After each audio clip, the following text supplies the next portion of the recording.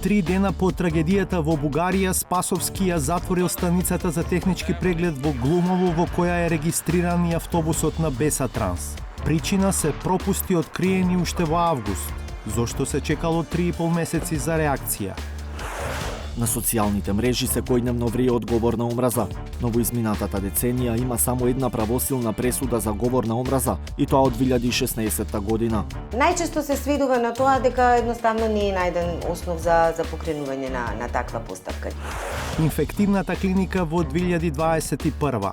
Низ годината, овие луѓе се грижеле за здравието на 3000 хоспитализирани пациенти. Ја само можам да се надевам дека секој еден наш граѓанин, имајќи респект кон нашиот бел мантел, дека ќе внимава малце повеќе на себе. Зошто на затвореник болен од рак во терминална фаза не му било дозволено да почине дома? Па не знам дали има застој во одлуката, знам дека ние на време сме ги доставиле тие податоци.